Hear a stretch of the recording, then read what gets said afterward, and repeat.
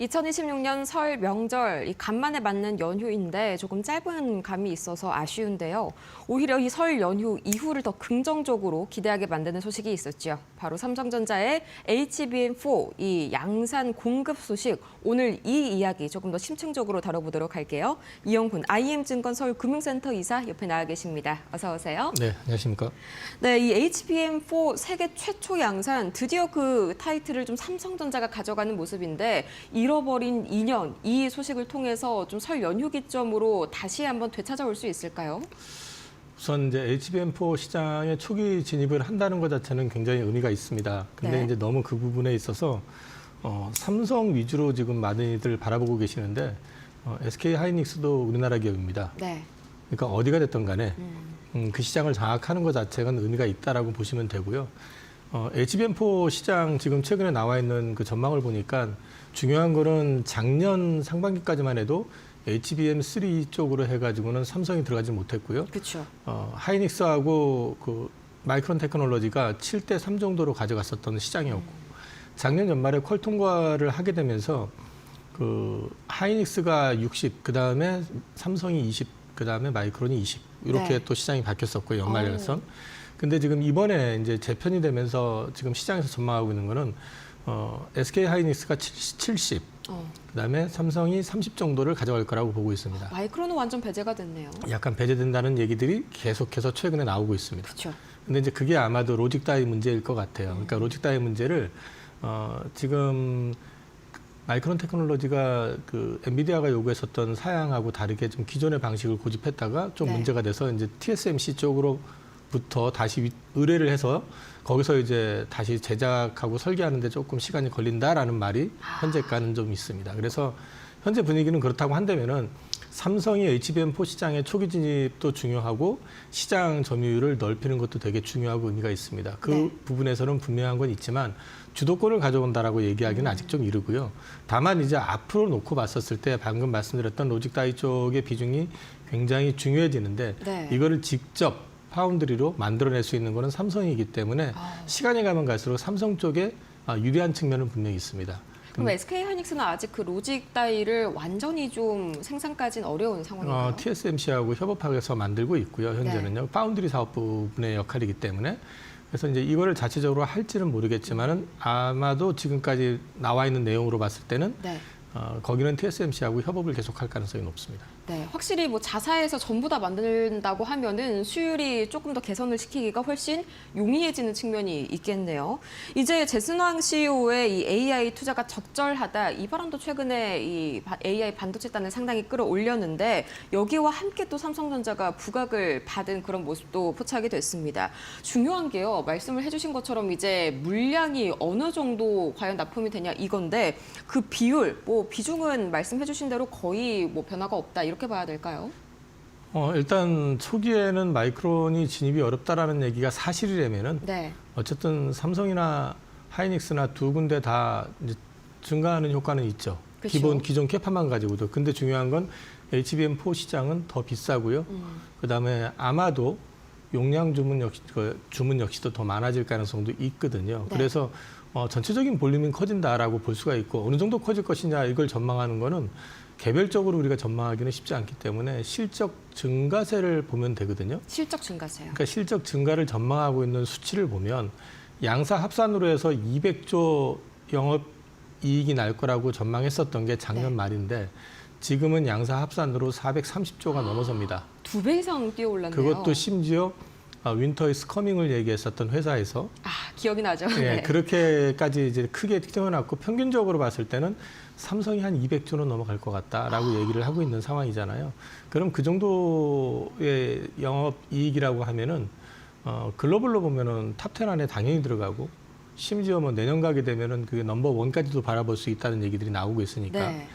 이런 분위기가 어쨌든 HBM하고 그다음에 레거시 디램 쪽에서 같이 녹아서 나온다고 한다면은 시장 자체가 계속 커지는 부분에 대한 거, 그다음에 적어도 초기 시장에서 우리나라 기업들이 주도하고 있다라는 거 이런 부분들에 대한 기대감은 충분히 영업이익 전망에 녹여져 있다라고 네. 보시면 될 것 같아요.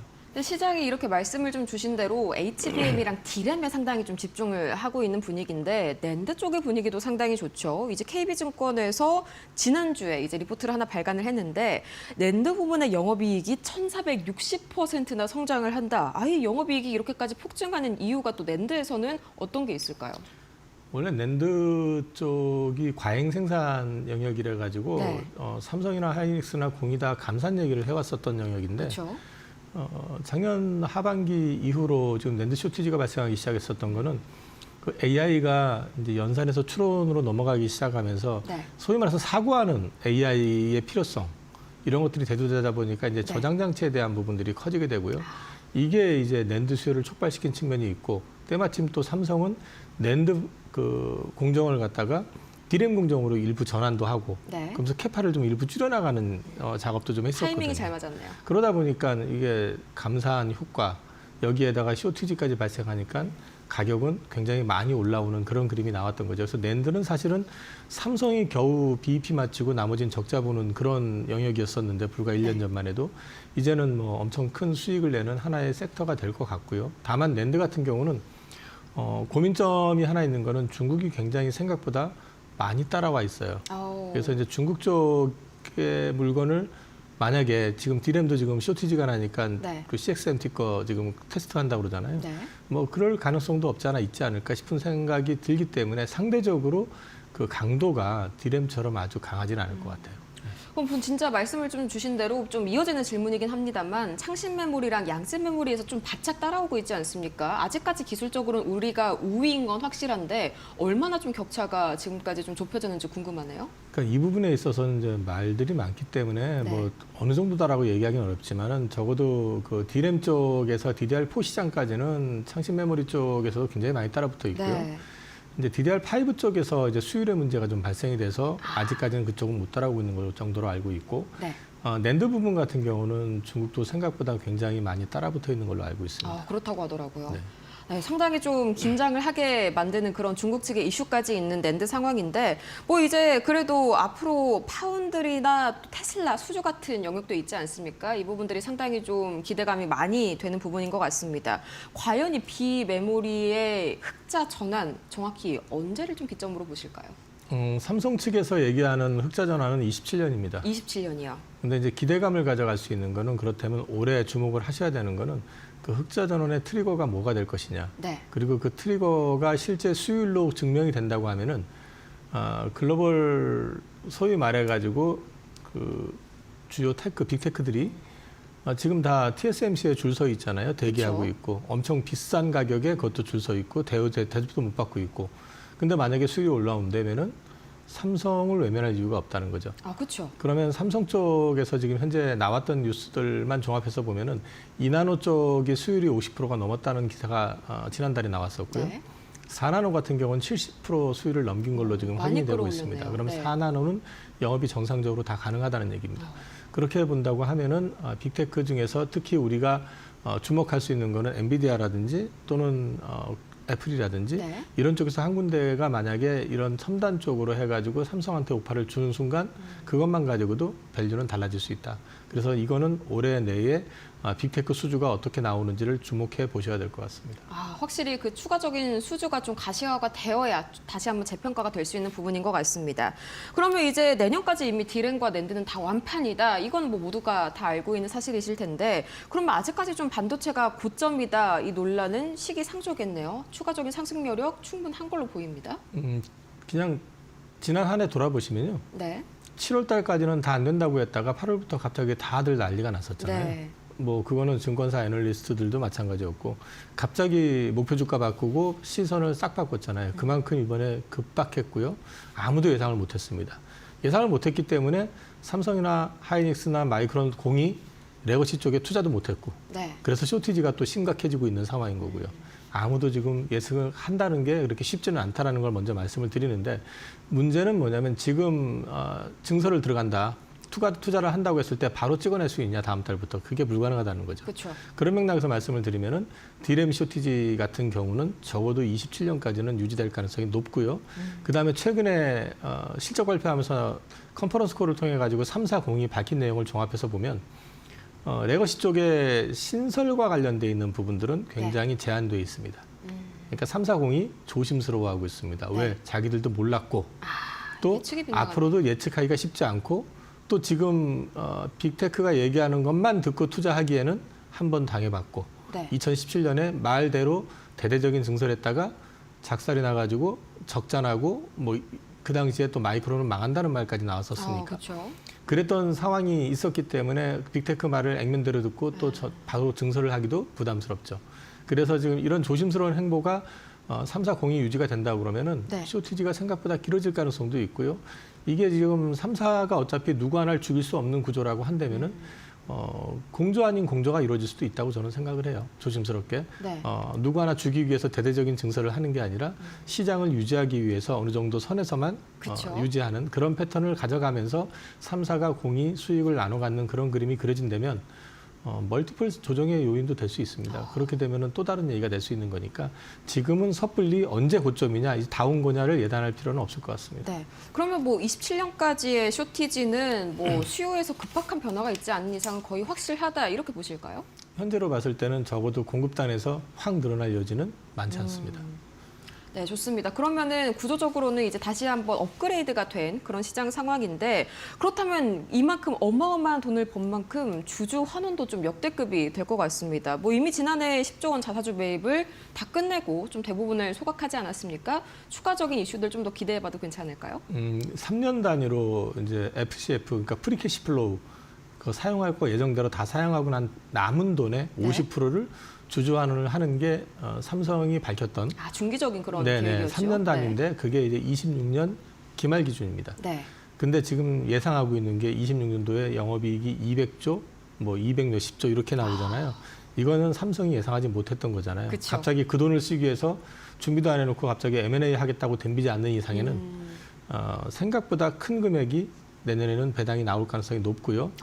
또는 배당을 큰 금액을 하는 것도 좋지만은 지금 사실은 증자에서 또 유증무증을 해가지고 규모가 되게 커져 있으니까 네. 대대적인 또 자사주 매입 소각을 또 진행할 수도 있는 거니까 어떤 식이든 간에 그런 부분에서 주주 환원은 좀 기대해 보실 수 있을 것 같습니다. 네, 주주 환원도 마찬가지로 좀 모멘텀이 현재 풍부한 삼성전자의 상황입니다. 이제 2026년에 그만큼 영업이익이 170조에서 이제 뭐 190조, 많게는 200조까지 전망이 되는 그런 상황인데 TSMC를 넘을 수 있을지 이걸 궁금해하시는 분들이 또 많더라고요. 중요한 거는 TSMC가 삼성보다 영업이익이 적더라도 밸류는 항상 2배 이상 고평가를 받고 있습니다. 차이가 뭘까요? 그거는 이익의 안정성 때문입니다. 이익의 안정성이. 그러니까 이익이 지속하다는 거죠. 그러니까 이 레거시 디램 같은 경우는 이익이 나게 되면 역대급 이익, 그러니까 소위 지금 현재 삼성 하이닉스가 엄청난 이익 전망이 나오는데도 여전히 주가가 그 증익되는 부분만큼 못 따라가는 그쵸. 이유 중에 하나인데 그게 이 회사들은 원래 그랬어. 좋을 때는 엄청나게 이익 내는데 안 좋을 때는 또 확 꺾인다라는 그 인식이 여전히 자리 잡고 있기 때문에 과거의 그렇습니다. 굴레가 좀 남아 있는 거죠. 그게 남아 있는데 이 부분에 있어 가지고 앞으로 증설이라든지 또는 이제 중국 견제 문제라든지 이런 것들을 통해 가지고 이 340이 증설을 좀 제한을 해가면서 이익을 관리해 나갈 수만 있다면은 네. 이거는 어떤 또 하나의 멀티플 조정 요인이 되는 거지. 지금 TSMC를 꺾냐 안 꺾냐는 큰 힘은 없습니다. 옛날에도 TSMC는 삼성이 늘 꺾었었던 기억이 있습니다. 네, 처음이 아니에요. 네. 근데 이제 앞으로 이게 지속 가능하냐에 대한 부분을 시장은 지금 바라보고 있다. 그렇게 말씀드리면 될 것 같아요. 역시나 그런 부분에 있어서는 TSMC 쪽에 대한 시장의 신뢰가 조금 더 단단한 그런 상황인 것 같습니다. 그럼 이제 목표 주가가 어느새 24만 원 선을 이제 막 상회를 하고 있는데 여전히 좀 저평가 영역인지 궁금합니다. 많이 올라왔잖아요. 그래도 뭐 말씀 주신 대로 TSMC 대비해서는 밸류적으로 매력이 충분할까요? 자, 10만 원일 때 PER이, 포워드 PER이 11배, 12배였거든요. 네. 삼성전자가. 지금 16만 원인데 26년도 포워드 PER로 계산을 하게 되면 지금 한 7배에서 8배 정도 됩니다. 샌디스크가 570배더라고요. 자, 이 얘기를 말씀을 드리는 거는 주가 급등한 거 맞아요. 네. 그런데 증익의 폭이 훨씬 더 크다는 얘기입니다. 그래서 사실은 지금 비싸냐 싸냐 얘기할 수가 없어요. 그렇죠. 그러니까 PER 7배를 가지고 비싸다고 얘기할 수 있을까요? 없죠. 글로벌 빅테크 가운데서 지금 10배 이내에 있는 회사는 지금 삼성하고 하이닉스밖에 없습니다.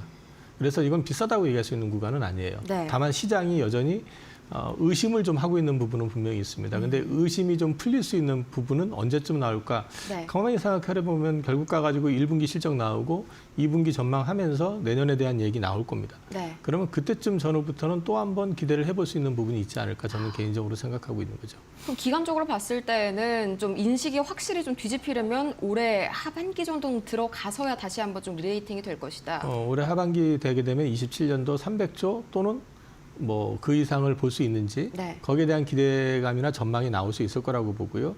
그다음에 그것과 관련해 가지고 앞으로 이익 유지를 위해서 삼성이나 하이닉스나 마이크론이 어떻게 할 건지 네. 회사들이 옛날처럼 아무 생각 없이 돈 되니까 무조건 증설해 가지고 한번 해보자 이렇게 갈 건지 네. 아니면 이걸 관리해 가면서 꾸준히 그 기업의 가치를 높이는 쪽으로 대응을 할 건지 이런 것들을 갖다가 이제 보시면은 그 이후에 어떤 멀티플 조정이 어떻게 나올 것인지 그런 것들이 시장의 평가로 나타나지 않을까 싶습니다. 네, 최근에 이제 디램이 워낙 돈이 되다 보니까 이제 인텔도 다시 한번 좀 40년 만에 뛰어들고 있고 아까 말씀 주신 창신 메모리도 대대적으로 지금 캐파를 늘리고 있지 않습니까? 이게 좀 디램의 어떤 가격 변동이라든지 삼성전자의 영업이익에 뭔가 크게 영향을 미치진 않을까요? 그러니까 창신 메모리 같은 경우는 이제 이렇게 되면은 그 수율이 낮아도 네, 어쨌든 가격이 높으면은 원가를 맞출 수가 있을 거 아니에요. 그렇죠. 그러면 어쨌든 찍어내기 시작하게 될 거고 그런데 이제 그런 부분들에 있어 가지고 올라올 수 있는 게 의지만 가지고 되는 건 아니거든요. 네. 결국은 첨단 장비의 필요성 이런 것들이 이제 대두가 되는 건데 많이 막혀 있죠. 이거를 지금 계속해서 막아줄 수만 있다면은 여전히 그 삼성, 하이닉스, 마이크론이 현재 누리고 있는 그 위상하고 지위는 가져갈 수 있지 않을까 개인적으로는 보고 있고요. 인텔이 들어오는 건 전 별로 크게 의미를 두고 싶진 않습니다. 역시나네요. 네, 확실히 반도체 장비가 좀 미국에 의해서 막혀 있는 상황에서는 이 창신 메모리의 캐파 증설, 이 삼성전자와 SK하이닉스에 유의미한 영향을 주기에는 다소 어려울 것으로 보입니다. 이렇게 해서 이영훈 IM증권 서울금융센터 이사 모시고 이 삼성전자에 대한 이 심층 분석 오늘 자세하게 진행해봤습니다. 좋은 말씀 고맙습니다.